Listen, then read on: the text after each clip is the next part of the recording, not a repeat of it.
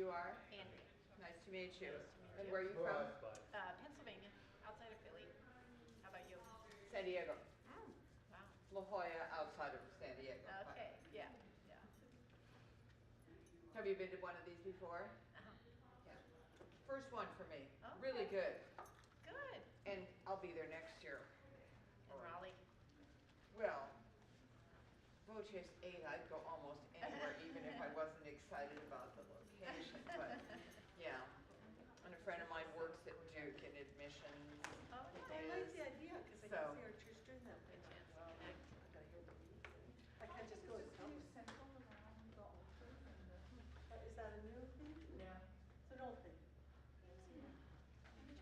Well, here we are. Would you like a little handout? Sure. Glad to know we're supposed to be here. I didn't know. Switch Thank this you. around. Anybody else? Who else can I get a handout? I don't think I never read it. Ooh.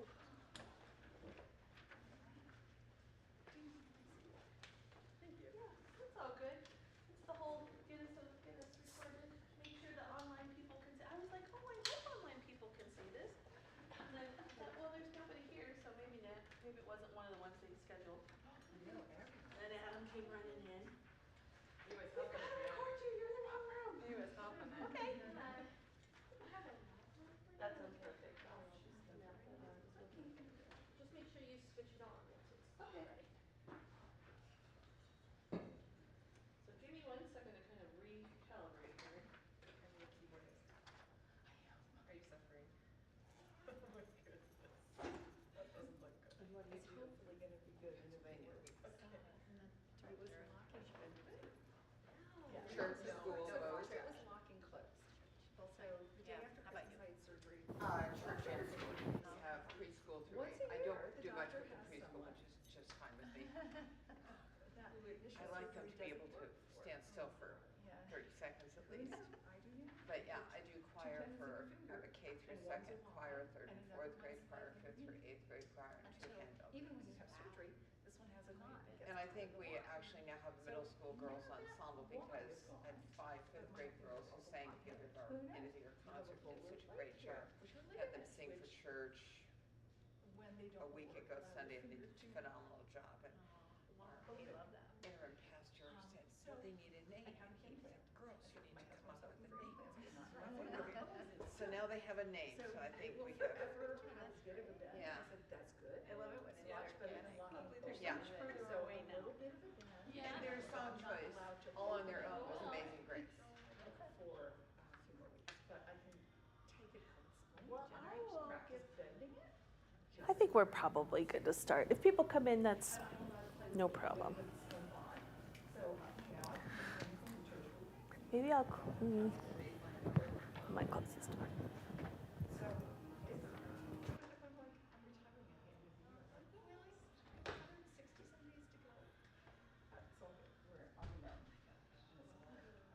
Thank you so much for progressing the way it's supposed to.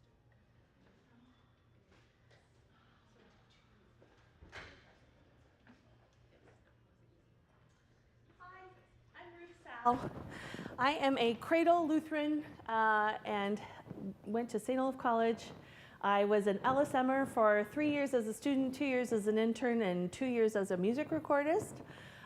You're the only group I'll tell this to, but my oldest is named Lillian Marie Sal, which makes her monogram LSM. I met my husband at LSM, and we went to St. Olaf together. And more than being a Cradle Lutheran and going to LSM, I am a Cradle through my ripe old age now church musician, because my mom was the organist and children's choir director that I grew up with.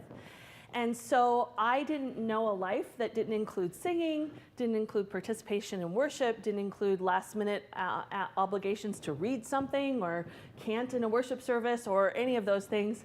And I didn't mind or even balk at that. I loved it. And then I got to Lutheran Summer Music and flourished into not just my mom is asking me to do this, but these wonderful people who love all things musical and all things ritual and liturgical and beautiful, then leaned on the students from LSM.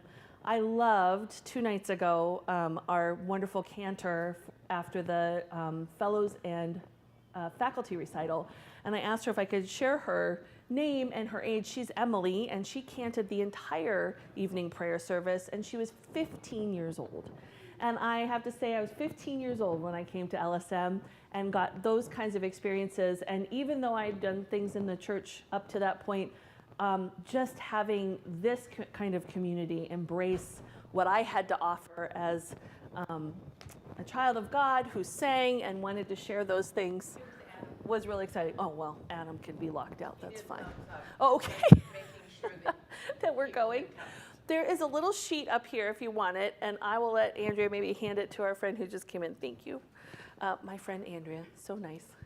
And maybe they could sit further back since I closed this door. They could just sit back behind Jan. So I served children's choirs and church music in both Northfield, Minnesota. After I graduated, I worked in a public radio station, and I always had a children's choir. I was also working on a degree in voice and opera and vocal performance, but it didn't matter how much big singing I was doing, I really always felt drawn to have a children's choir.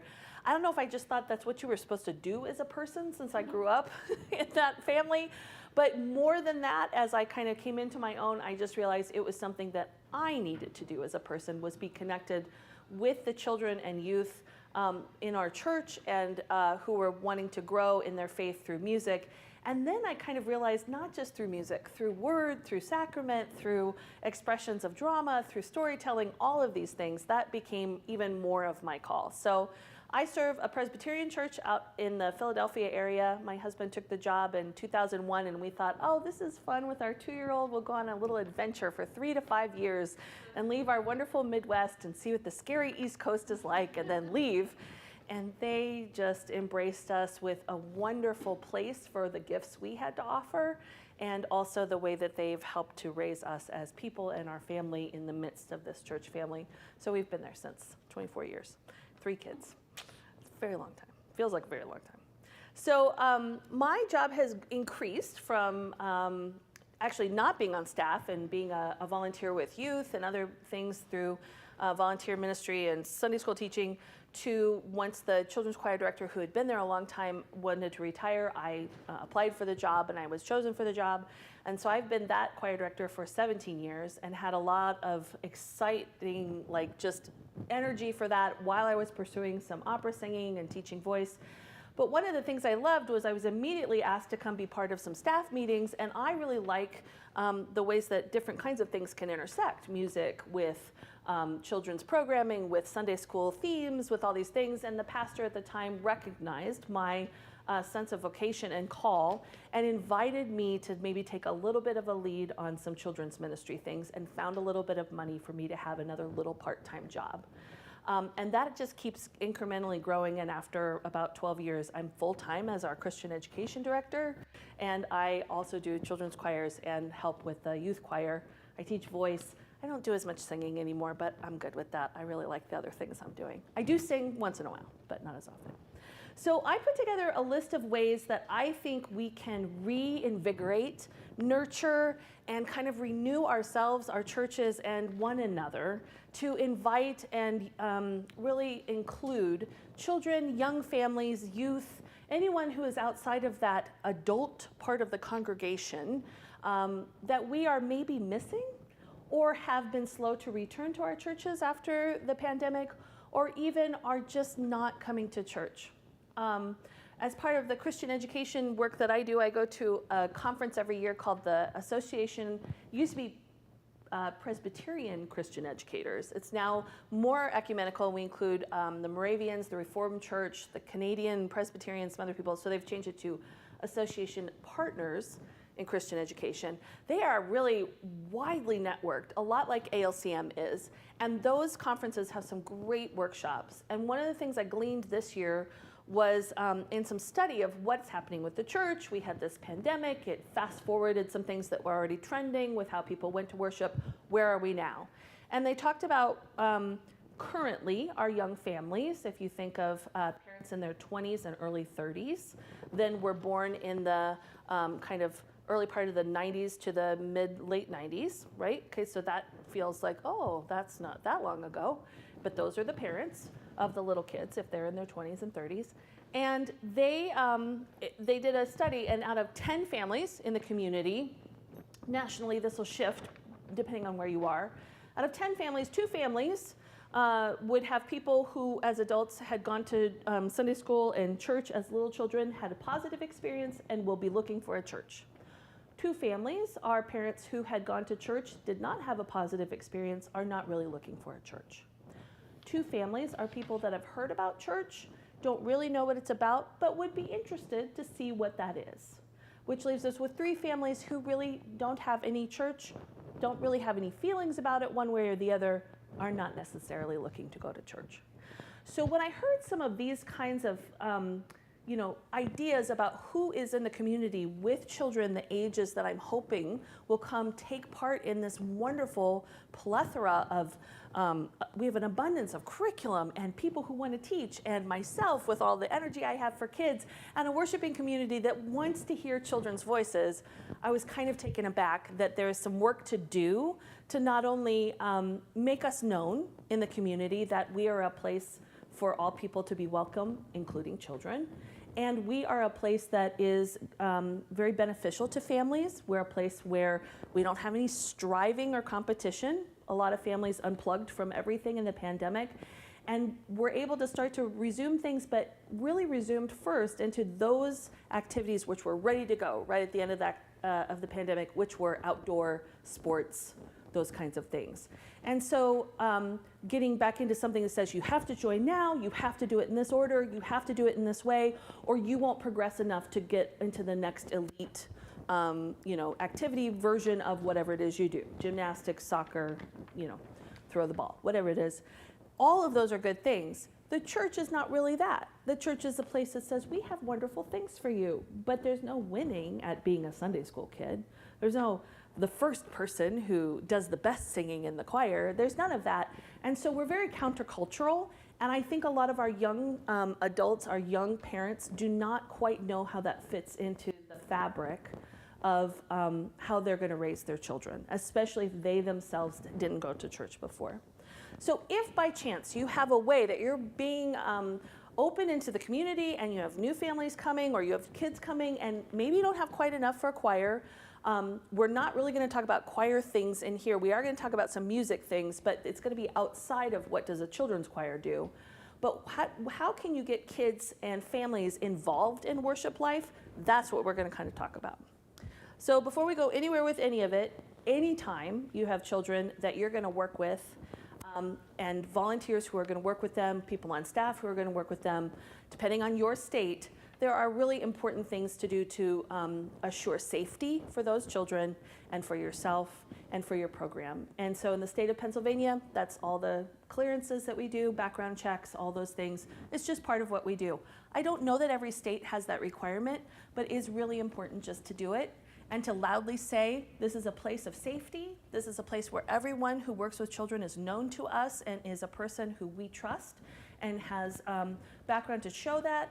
And we are really grateful that our church will walk with you in all the ways that we think are important and show God's love and care, including that this is a safe place to be.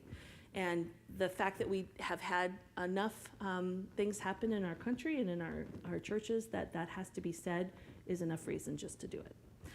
So that's one thing. The second thing is, and I think most of the time clearances you can obtain online with very low cost are free. They're free in the state of Pennsylvania because they're required for all volunteers. So I just send them the link, they take care of it, I keep track of who's got it. If they don't, I just say it's really important. You also, because it's a state thing, you have to do it for everything that your kids are doing. So sometimes for me, it's explaining to our older generation that there is nothing I think about this other than it's just a state requirement. It's just part of what we do to show that we're very conscious of child safety. The other thing I'm going to say is that some of the things I'm going to talk about are working with kids one-on-one, like to be a reader or be a cantor. And rule of 3 is always a really good thing. And that is that you are not alone, an adult with a minor. That's just not something that's really okay in terms of kind of having accountability on both ends, and just good to have another person there, either another adult who's just around, or that you have more than one child. And it's just one of those things. So we call it rule of 3 at our church, and we're just conscious of also letting our families know that they're welcome to stay when we do things that their kids are part of. I do set some parameters of how much I want to hear or not hear some input from parents, and I'm kind about it. But if I'm doing something that I think needs some real focus and attention, I'll say, it would be great to have you here if you would stay in that part of the room so that I make sure your child doesn't get a little bit nervous with you here. Something like that, just so that I know that we're going to have a good rapport together. All right, so the first one's kind of like the no-brainer to me, and that's all leadership things that you can do in your worship practices that can be for children. So I just think anything an adult can do in your worship service, other than maybe give the sermon and preside over sacrament, a child can do. Or let me put it this way, anyone you would ask another adult to do in your service, a child can do. It might take a little bit of really training and practicing. So those are two different things. If you're going to teach a child their favorite thing, holding a fire stick and lighting some candles, always the easiest way to get kids involved is acolyting. And by the way, have you noticed that because of the flameless candles, the LED candles, fewer and fewer children have ever actually held or lit a real candle? So it is a wonder to them, and some of them are terrified.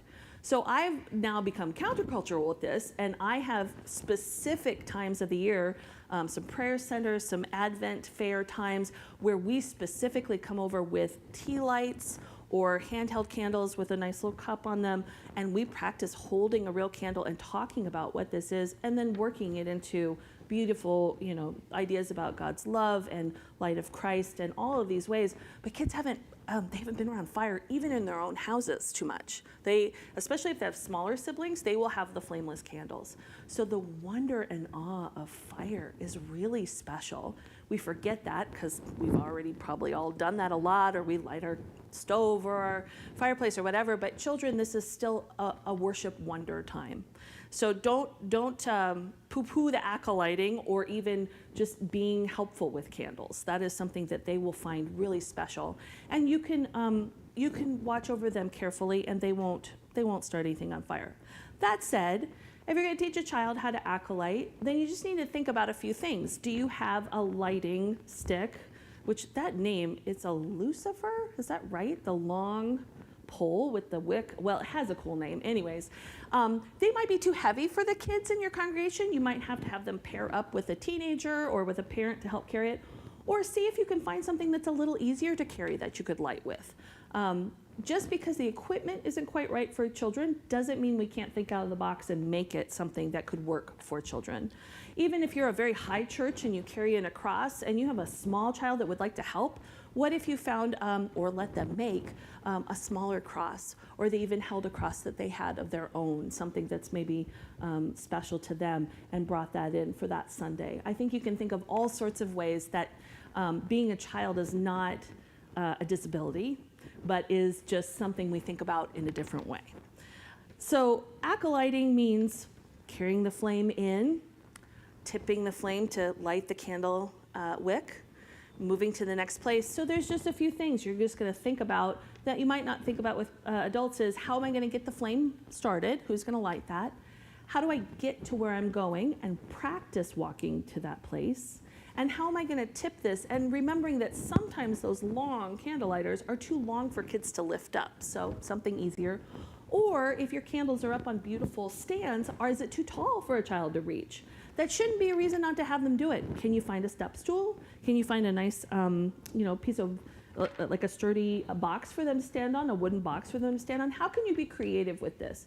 I don't recommend like having somebody boost them up. That probably won't be great with light fire, but, and these are all just kind of, common sense things, but if we're thinking about inviting children in to do things and it doesn't really work for them the way we have it set up, can we be a little bit flexible so that it is inviting, because it will be meaningful? Telling someone how to do something is not the same as practicing that. And especially for children coming out of the pandemic, I don't know if you've noticed, they have a little bit shorter attention span, and they feel to me like developmentally they're about 1.5 years younger than they were. I think that's just the feral nature of what was happening during the pandemic, and we're just kind of relearning some scope of how we think and process. So I've noticed with kids that I used to be able to give them 3 or 4 directions and they could do that, it's now probably 2 to 3. So I just need to go in slower increments and practice that. So telling someone to do it is not the same as having them really do the whole thing, and not right before, but with some time for them to go home, process it in the way that they think about it, come back and do one more practice, and then be able to do it. That sets a child up for great confidence. I don't think kids do so well when they do something right after they've been shown or explained what it was. I have found over the last 20 years that it matters to me that they are comfortable and they come in confident and rejoicing, and I think it just takes a little time for their brains to work that out. So after, we've lit candles, we can also have readers. All of you, I'm sure, have some child in your midst who is very precocious. They might not actually even be a reader yet. That is okay. If you have a non-reader who would probably make a great presenter in worship, think about whether or not you making a little video for them or making a voice memo of the thing you'd like them to read or say, if that would be enough that they could learn it. So you'd practice it with them, you'd have a little voice memo or a little video. We have a YouTube page because we have a live stream, but we have YouTube videos that are not published publicly.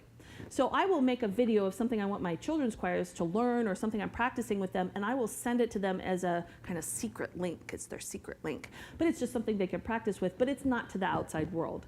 And that goes both ways. If you have kids doing something where you want them to see each other, but you're not going to publish a bunch of kids on the internet without permission, or really there's no reason for everybody to be able to find this one thing, that's a nice way to be able to do that. If you're sending any sort of electronic email, texting, whatever, you always need to include their parents. That's not just between you and kids. That always needs to include a third party, just to make sure everything stays safe and on the up and up. So with kids who are reading, and especially those precocious ones, let them come up and practice this once they've had a reading. I will usually give a reading out like 4 weeks ahead. A week ahead is too short.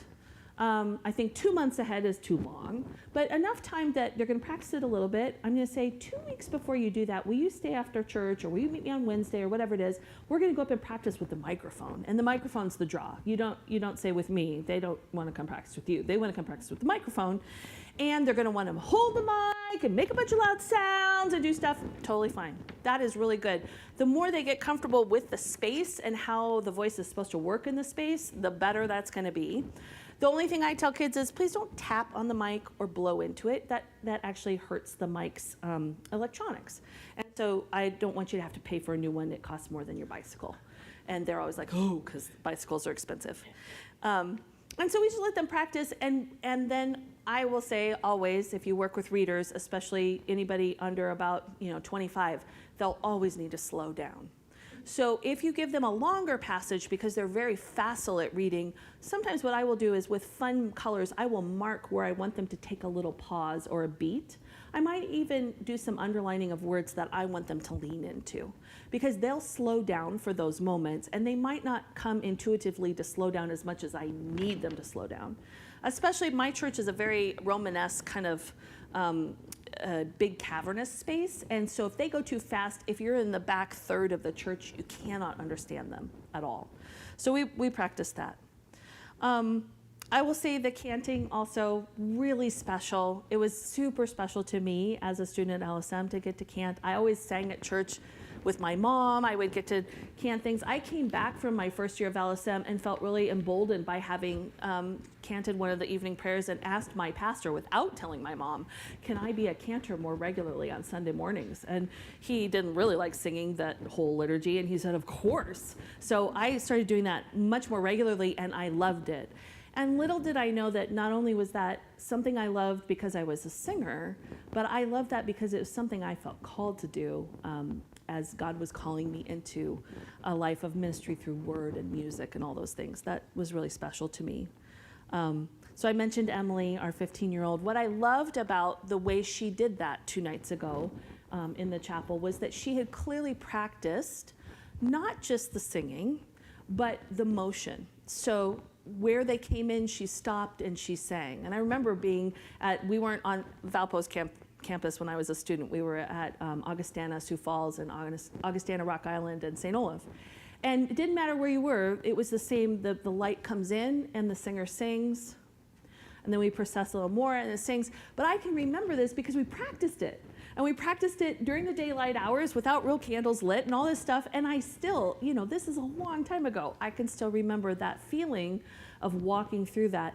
The children need that. So whatever you're going to ask them to do, have them physically do it exactly the way you want them to. We're all musicians. We don't practice going fast. We don't practice diddling around. We practice it the way we're going to perform it, because the way you practice it is the way you perform it.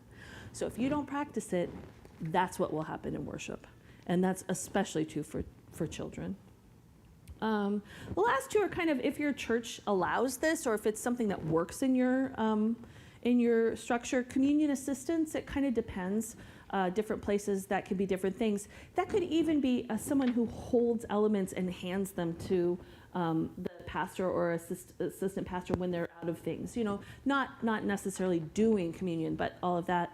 And I started especially thinking about that because we have just a recent high school graduate who she just really loved. She was asked to be one of our youth elders, which is an ordained part of the Presbyterian Church, how you kind of are whatever, this thing or that thing, but you get to help with communion if you're an ordained elder. And then they invited her to come and help on Sundays. And she's had a really spiritual and deep experience from having done that. She describes, as this lovely 17, now 18-year-old, how meaningful it was to her to stand up there as all these members of the congregation that have seen her grow from the time she was a preemie, a really tiny 1-pound preemie, all the way now to this person entering into adult life in college, and to hand them the elements or be part of that moment. She just describes that with really beautiful language. So here is a way that we include people that is not just about getting kids to be there, but now to really get what's going on. And that is very special. Worship planning, this is a funny one, but I really love this one. Kids are way better at this than you would imagine. If they've been in worship enough, they get the ups and downs of what's happening. At this point we talk, at this point we sing, at this point we respond to this, we sing a Gloria here, we sing a something else here. They really like that. One of the ways to even start them thinking about this would be to ask them, what's your favorite hymn? What's your favorite part of the worship service? Put a little dry erase board or a big piece of paper outside of worship with markers and ask them to write something down. I think you'll be surprised at the kind of depth they come up with and what they think of. My church is having a youth Sunday this weekend. It's a small congregation. Yeah. And my youth director's like, we want the children to do music too. What can they do? And so I invited them to my office on a Sunday afternoon. Their parents were there. We had snacks. And I said, you're not going to be able to perform all the music necessarily, but I want you to be here while I plan it. And I want you to, they voted on which setting of the Gloria we should sing. And they picked all the hymns. Yeah. And I taught them, here are the different ways to sing psalms. Which one do you want to do? And they just felt so, they're still talking about it. It was so exciting that they got to be they're going to crackle with energy on Sunday. Yeah. When they're there and this is what they did. Oh, I love that. That's a great example. Michael Costello, cantor at Grace in River Forest, was he preached on Sunday, but he also did the children's thing, and he did it he had a bulletin, and he pointed out, this is the gathering, this is the word, this is the meal, and the sending, and it just highlighted the bulletin for them. It was a great introduction, and it was great for everybody, really. And gets everybody thinking about the things we take for granted are part of the structure or just the rhythm of what we do. As a Presbyterian, I miss some things about being Lutheran, and one of them is that we don't necessarily say the same words every week. We have a written call to worship and a written confession that changes. And God bless these wonderful pastors who come up with these, but the amount of 3-syllable words in these is really exhausting to second graders and first graders. They can't keep up. So one of the things we talk about, what's that? Neither can the adults. And neither can the adults. Well, it's kind of interesting because anything we're talking about for young children, early readers, also remember that our oldest members who are having eye trouble and or maybe some cognitive changes, this is affecting them also, but we're not going to talk about that because that feels disrespectful, except that it does feel respectful to include everybody. So always good to kind of remember who is left out when we do things a certain way, and are we sure we want to leave those people out? I love that. I was describing the first time I gave this talk, and I'll just give a shorter one, but our youth go a bunch of places all summer for faith formation. Presbyterian Church has a big, so you guys the ELCA just had a big Lutheran youth gathering down in New Orleans, so those kids are going to come back crackling from that experience. That's a great thing to invite them into worship planning, to describe what it is they loved, and is there something about that they could share, whether it's music or liturgy or even a testimonial or a moment to talk about how they have experienced God through that experience. So we send groups. We don't have a national thing like that, but we have a couple of retreat centers as Presbyterians, and we sent a group of 9 high schoolers to Montreat for the youth conference for a week, and we sent 13 middle schoolers to a retreat center in this old Virginia town, Massanutten Springs. It's really cute, and I go with that group all the time. And we just have set aside now for 10 years a Sunday in October called Summer Faith Experiences Sunday.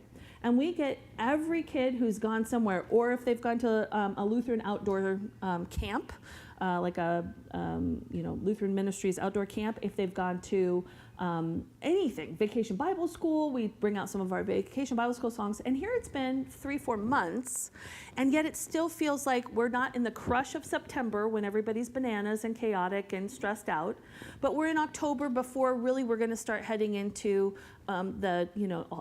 All Saints season, and then into Thanksgiving, and then into Advent. So it's in that nice middle place in October.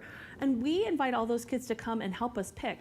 Do you want to put something in from the Montreat conference? Was there a good liturgy you liked? Yes. Was there a song from Massanutten? Yes, they write a theme song every year. We're going to do that. We'll teach it to the congregation. Is there a fun activity we could do that everybody could be part of? Yes, we did this. It was so cool in worship.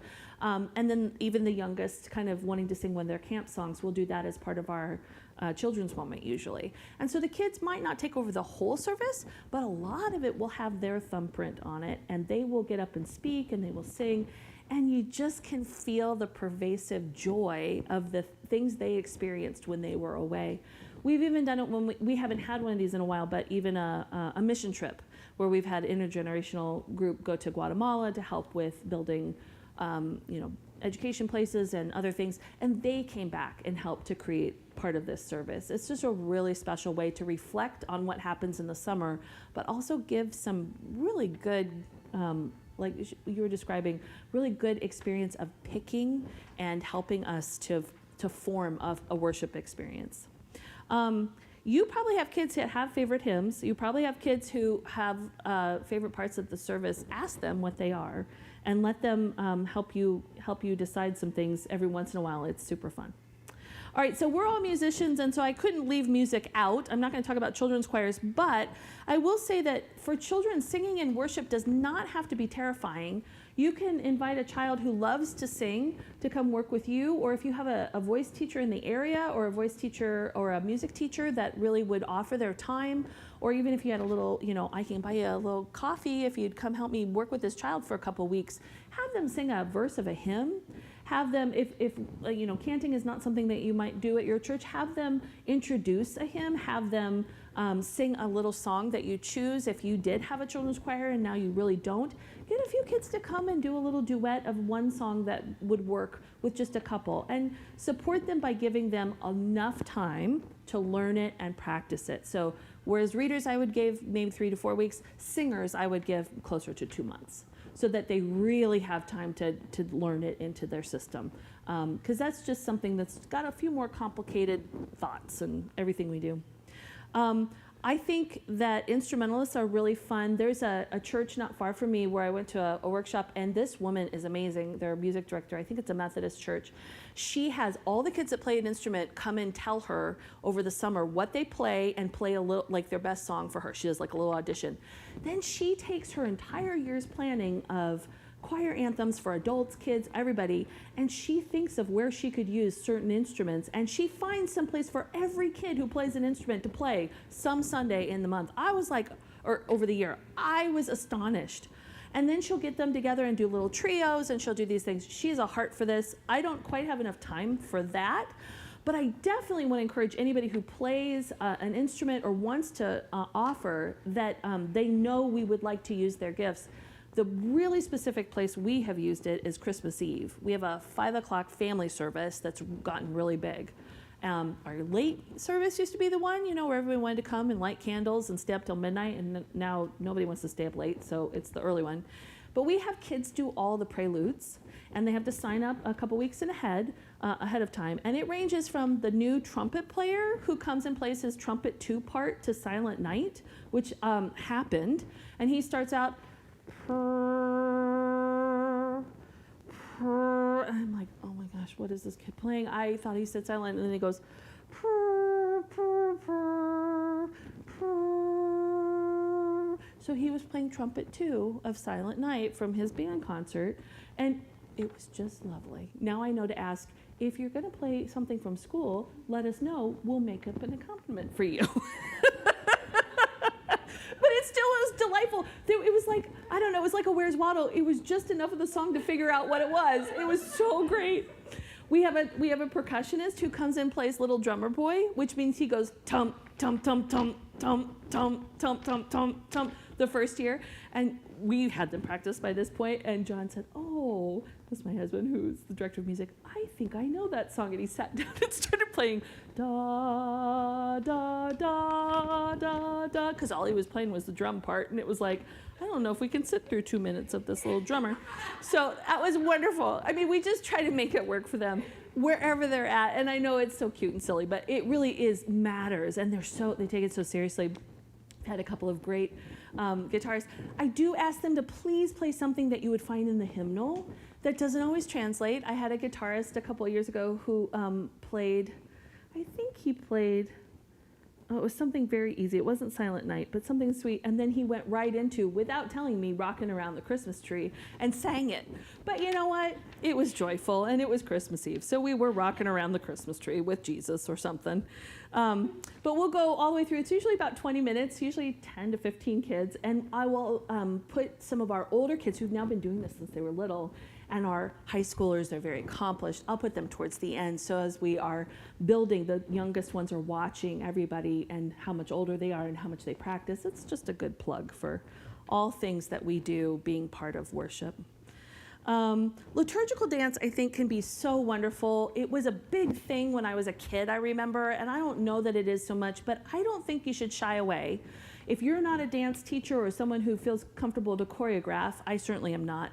But I have a middle daughter who was like really on track to become a professional ballerina, was dancing like 20 hours a week in middle school and high school until she got to be 5'10". And there aren't any ballerinas that are 5'10". So that kind of switched that. But we would have her dance. And so the couple things I think I can offer about this, there are kids who love to dance and love a physical expression that way. And if it's not your thing to choreograph that, and it's maybe too hard for them to choreograph that with their limited skills they might have then, you can ask one of the local dance teachers or someone in your community, or even if you ask around, you'll find people that danced fairly seriously and will get this. And they might not have done liturgical dance. So I think when I describe it to people, I say, I would like you to make up a dance movement that goes with a theme for the worship. So, of course, the easiest one that we started with was our daughter danced in a Magnificat. The choir was singing a Magnificat, and she did motions out front as Mary. She was very praiseful, and she would, swirl with her joy, and it was so lovely and beautiful to see this other art form embodied along with the text and the theme. But you could pick anything. You could pick, say you're reading the story of the two sons. I love calling it the two sons now instead of just the prodigal son, because I really like thinking about that other brother, because he sure didn't like what was going on either. But as the son comes back after being away, and he expects to be, made into a servant, and then his father scoops him up and hugs him in his joy, to have then the reader stop and let a dancer come and dance that joy. Do a dance with music that you choose that works with that reading and have the embodiment of joy, and then conclude the reading afterwards. Such a wonderful visual experience for everyone, and for that young person to come up and dance as the Spirit has moved them through this parable or whatever story it might be. Of course, Miriam and after they cross the Red Sea and having, great dancing, that would be a wonderful thing to have tambourines and have a bunch of children come in and dance with a leader out front and dance in the sanctuary. What an amazing moment that would feel like in that reading. I have a big heart for biblical storytelling. That is something I really like. I'm sure it's because I was an opera singer and I just like being on stage. But I really like what happens when you embody the Bible as a storyteller, and in several different ways. The two I'm pretty facile with children and youth is to, like I was just talking about, if even outside of dance, to read a story that has a lot of evocative ideas in it, like the creation story, and to have the kids kind of almost make up performance art movements to it. So, God, there was a formless void. Can they all figure out, how to make this formless void happening? And then there was light, and what would they want to do? And it's really fun to work with them for a few weeks on these little things, and what would they want to do? And somebody goes, like this, and so then they all do this, and you kind of come together to figure out, as you're reading this, what could be happening physically, kind of dance-like, kind of miming, kind of experiential. It is a beautiful thing to see kids acting and gesturing through Bible storytelling, as well as having some of your most, dramatic children. I hope you have some. There are definitely a bunch at our church. Read some of the more dramatic scripture passages as though they are in the space, as though they are those people. Of course, we do it a lot during Holy Week. We do it a lot for the Good Friday story, and it's really important to bring in younger voices on that day to remind us that the crowd was not all people in their 50s or 60s or 70s, to remember that it was all ages, and give them things to say, yelling out from a small child, crucify him, age appropriate, I will say. This is one of those places where we're going to be careful about how we talk about death and those things with children, that death is always followed by, and Jesus rose, and death is something that does happen in life, but also, for me, I always say, because the percentage of how this happens is 90%, you live a long, long life, and at the end of your long, long life, then you will die. That's important for me, because I'm not here to upset children, and developmentally they're not ready for that to happen early. But of course, if you have children that something happens in their family or in your community, it's something to address, really important to address. Yeah. How do you facilitate all this? Because from an efficiency standpoint, I have found that it's easiest to recruit from a body of children that's already meeting on a regular basis. Sure. However, it's an opportunity to pull from, the group of children and families who aren't meeting regularly, and that then becomes difficult to facilitate. So how do you I do agree. that? I think we're kind of in this funny place of things totally shut down. We've got some things restarting. Sometimes it's Sunday school for us. Our children's choirs come back. But I have a new group of families that can't come to children's choir and don't always come to Sunday school, but want to be involved. And I'm like, well, the two things we've got going, you've opted out of, so now you're asking for a third option, which this would be a good one for, but that's what is hard. So sometimes I think what I'm finding right now, like sports, if I say we're going to do 5 weeks of this storytelling, and we're going to do this story on this day, and then I'm sure it's everybody too, but I find that it's not enough for me to just put it out there into the universe and on the website and on the Facebook page and make an announcement. I actually need to call the kids I have in mind and say, I have this idea and I'm wondering, and I currently am starting to have enough time, extra time to be able to do that, but I did not the last few years after everything fell apart. And my church had a whole bunch of transition with 3 different pastors leaving over the last 3 years, to an associate, a part-time care person, and then our head of staff, and then a bridge person, and then a new designated pastor, and all these stuff. And for me, because I've been there so long, and so is John, we tend to be the persons like, providing bridge information. And that's time I need to call these kids. That's time I need to go and make time with them. And so it's really this painstakingly slow work of, and also asking, are you interested? And then when would you come? Not could you, when would you come? Because we have all these wonderful things. You can tell I have a lot of energy and excitement for this, and I'll put something out there and 2 kids will come out of what I was hoping would be about 10. And I feel really defeated.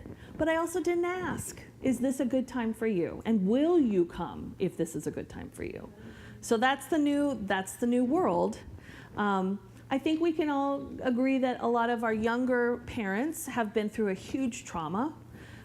Their world shut down. A lot of them were both working and then suddenly had small children at home or children trying to learn online. My middle child almost flunked out of college. Out of high school, because she just had such a hard time learning online with ADHD issues and some processing, which leads me to one thing I didn't mention before, which is if you are especially aware of children with dyslexia, ADHD, autism, other special needs, I really am finding it is really special to me and important that I reach into my community and find people to help me support these families. It's not enough. I've never, ever wanted to say, no, you can't come because we don't know what to do to make sure you can be here. I've always said, we want you to be here and you do that. But I also don't have enough background in some of the issues that the kids have that I want to be able to be here. There's more and more research right now that families with children with special needs do not go to church at all because churches are not welcoming. So I will say, if we're the body of Christ and we have certain people who we just will not accommodate, I don't think we are being the body of Christ. So I've been lucky to figure out that, I knew this person worked with special needs, and she told me, this person in the church does too. But also my friend who's not part of our church, she'd come help you figure out what to do with this child who has high functioning autism, but is sensory affected. He gets really overwhelmed. And she and I talked, and we have a nice little space right off the sanctuary. And she says, this is a perfect sensory decompression room. Have him come in here when he needs to, and then he can be in worship, and when it becomes too loud or too much or whatever it is that he needs, there's a space for him to go. And I'm like, that's brilliant. I didn't even think of that. It's right there. The other one that I've been really glad to share far and wide is that you probably have kids in your community, and even adults, that have dyslexia or reading or learning disabilities. And I had some children, I have this really great little trio of triplets, and 2 of them have dyslexia, and it's different dyslexia. And they're like so fabulous when they come to my programs, but as they were getting older, they were having a harder and harder time reading and learning and all these things. And what I discovered is that a font change made all the difference for them. So that anything that was printed in old hymnals or in old anthems or in old anything that was serif with all the the curls and things, they cannot see that as easily. So I just Googled, what do you do if you have dyslexia? What's a good font? And there's a whole list. And you can download some, but you also already probably have them. And I just started shifting things into that font. And then when I put up signs, and nothing like it's not even that boring looking, it just can't have a serif.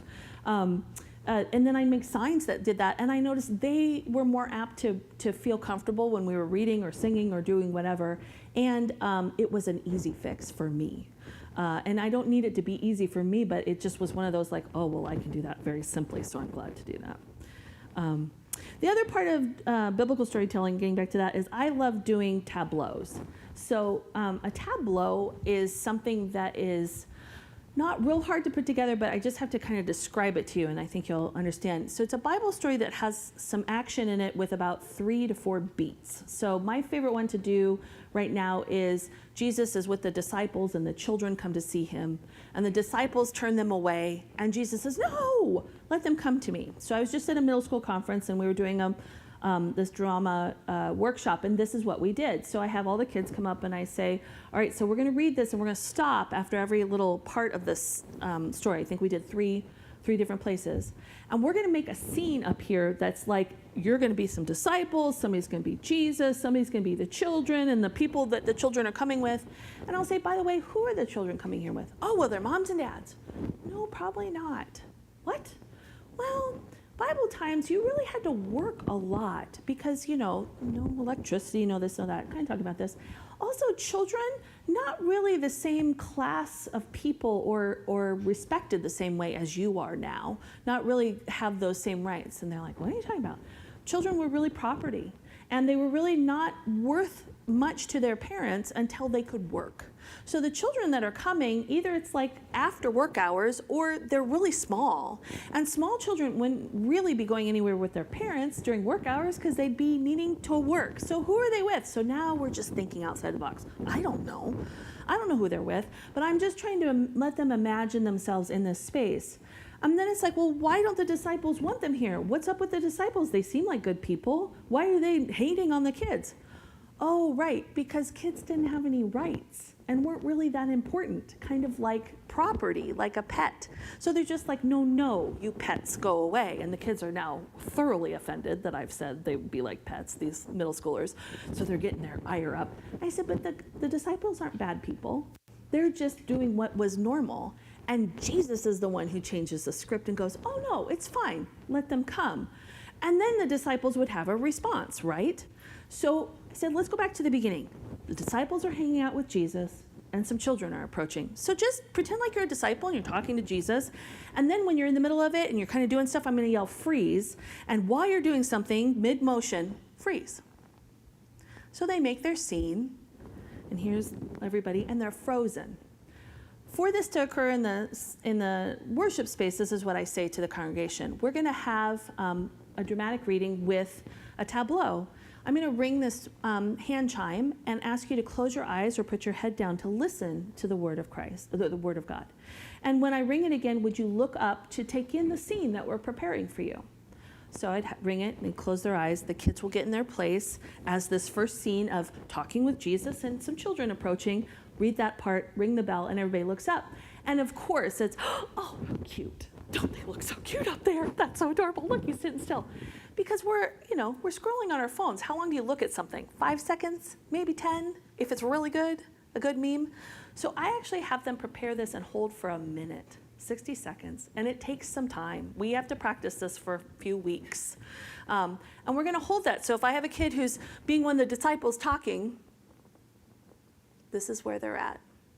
And you'll see the congregation will look and be like, oh, that's cute. Then the congregation will really start to look. And they're like, oh, they're going to hold that. And then they'll get comfortable with the fact that the kids aren't going to move. And they're really comfortable with what's happening. And they'll start to really take in the whole scene. And then, after everything's settled, we'll ring the bell and they'll look down again. And this time, we'll have the kids get closer and the disciples are holding them back. So we've got mean disciples and we've got back against them disciples and we've got kids who are crying and we've got kids that are confused and we've got the adults shielding them. And suddenly this whole scene has kind of come alive as they're imagining who they are up here. And Jesus is different as well. Jesus is taking in what the disciples are doing, and then Jesus is suddenly like, oh, there's children. And so that'll be our second one. We'll look up and see what's happening. And you can imagine for 60 seconds. And then this one we'll do in a third beat. And then Jesus say, no, let them come to me. And he takes them and he lifts them up. And one time when we were doing this, we had a really big, strong football player kid who wanted to be Jesus. And we had a really teeny kid in the group who wanted to be one of the kids. And I said, would you be willing to hold that child on your shoulders? Would you be willing to go up on that Jesus shoulder? Because that kid was mammoth. He was a big player. And so for the last part, we took one of these children, put him up on Jesus. Jesus has arm around, make sure everybody's comfortable with these things. And then the parents are here and the disciples are confused, they're angry, this is new, because Jesus is always doing something new. And that was the thing they looked up to, and it was just really astonishing for the kids doing it, but also for the congregation experiencing the word in this just new way. What's that? So as the kids, they hold it, then we ring the bell, you put your head down, close your eyes. and then there's the speaking, and then we ring the bell to look up, and the person reading can see when they're ready, so they'll slow and they won't ring the bell until it's done. I thought about bringing a video of one, but I wasn't sure the technology was work, so you'll have to just imagine. If you're not somebody who feels real comfortable with teaching drama, find a drama teacher or someone who does like that and have them come do that with your kids. You can describe this, it's pretty easy to describe. Make 3 pictures, hold it a long time, all those things. I'm going to kind of rush through the last couple of things I was thinking about. Hospitality and behind-the-scenes helpers. I think kids can do a lot more to welcome people into the church than we let them. They make great ushers and greeters. Just ask them to wash their hands. You see what kids do with their hands. So just have them wash their hands before they greet people. That's just my little fussy, hygiene thing. I love asking them to help me plan events. Like if we're going to have a potluck, maybe ask them if they have a theme. What could it be about? Everybody has to bring something with cheese in it. That was something one of the kids said. And I was like, oh, okay, we can have a lot of cheese. That sounds good. Have them be food servers, especially if you have something that has a lot of your older adults. Have them tell them that they're going to help an older adult or help an older person come through the line and hold their plate for them. It's a lovely way for people to get to know one another. The kids really like doing that, and it's something they can hold. It's something not too big. Teach them to make coffee or the tea and cocoa for coffee hour. Let them be helpers with that. Let them come and make some fun drinks, because I think they really feel like coffee hour, well, one, it's coffee. They don't want to drink it. But as soon as you give them some other things to drink and let them help, they're like, oh, this is really fun. I think I mentioned John. My husband, John, maybe I didn't at this one yet. He helped wash communion cups when he was a kid with his grandparents. Mm-hmm. And we've been married for almost 30 years, and the first time he told me this was a week ago. I was like, what? He goes, oh yeah, I just love that. And like, you've never said it. He goes, I guess I didn't think about it as something super special, but it really was. They went over on Saturdays. They were part of the Sacristy Guild. They got communion ready, and I went and helped him wash communion cups. And it's nothing I ever, nobody put my name in the bulletin or anything, but I just loved it. And I loved being with those people. It's also, these kinds of things are good for children who are a little shy or anxious. They're good for families with small children who need a one-off something to do. Hey, on the second Sunday in the month, could you come help us get communion ready with your child? We would love to have you. Yes, they can do that. Bake bread, if you are still doing that, or if you have a way to do that for people, or prepare the elements. We cut up bread into small cubes because we use a gluten-free bread. Even prepare candles. Can you help trim the wicks? Can you help make sure they've got the oil they need if they're oil candles? Those are all things children can do, and they really like doing that. I have a friend who had a group of first graders that really liked to run through the pews after the service. It was like a big race, and she was just at her wit's end. And then thought, I don't really want them to stop. I just don't want them to run into people, but maybe I'll give them a job. And so she asked them, could they race and get all of the prayer cards out and pick up all the pencils and check to see if they needed to be sharpened. So now these 6-year-olds were running through, getting all these things together with a couple of adults so they didn't stab anybody with pencils, and then they'd go sharpen all the pencils. So all these kids were sharpening 25, 30 pencils every week, putting them back, and it became this joyous uproar of fun and everything after, everyone's clearing out, and these little guys are doing all this work, and they loved it. Let kids do some light cleaning in the worship space. We had a Let's Clean All the Weird Places day a few years ago, and we had a child who went under the pews and pulled off all the gum and was so mad that there were 56 pieces of gum that they wanted to make an announcement at worship the next Sunday for people to not put their gum under the pew. How rude was that? This is like an 8-year-old. It was too good. So, and just took such ownership, and then always would come in and see, is it clean in here? Maybe we need to do that again, Mrs. Sal. And I'm like, oh, I love that you think about this now. Kids can help with audiovisual needs. Kids can help with all of your online things and all of the stuff you're doing with computers. They are digital natives. They've never known a world without all this stuff. They're so good at it. I am a digital immigrant, and I love when the 12-year-olds go, oh, I can edit that for you, and like in 2 seconds they have it done. And I'm like, that would have taken me 2 hours, thank you. Have them look at your website. Ask the kids to look at the website. Say, what if a child's family was looking for a place to go to church? Why don't you help and see, does it look like we're a church that kids would come to? Because they'll let you know right away, are there any pictures of kids? Are there any, or kid things? Are there any places where it's easy to find out there's fun things going on for families, or that there are families here. And anymore, people don't go to new churches by visiting. They go and visit online first, and then they come. So you need to know that your digital presence says who you are. If you are a place for children and families, make sure it's on your website. Last couple were, let the kids design bulletins or logos for some of your Christian education activities or other activities. Let them design things that you might hand out. That's really fun for them. And have them create and curate worship bags for children or visitors. If you want a little card to hand out when people visit, let one of the kids help design it, or let them design one for kids. Hey, we're glad you came to our church today. My name is so-and-so, and I hope you'll come back next time. And here's what I like about church, and here's the directions to the game room where there's a ping pong table. It's kind of hidden, or something like that. And the last one I put on there because it's one that meant a lot to me. Other than canting, one of the main faith formation events I had in my life, drawing me into leadership in the church, was I was asked to help write an Advent devotional when I was in high school. And my mom worked for the church, and she had, like, I think 20 of the days that she was responsible for. And she's like, I am so swamped. Can you do 5 of these? And I was like, sure. So it had, the prompt, the scripture reading, the question for the day. And I just loved this idea that it was kind of like my own little journal Bible study.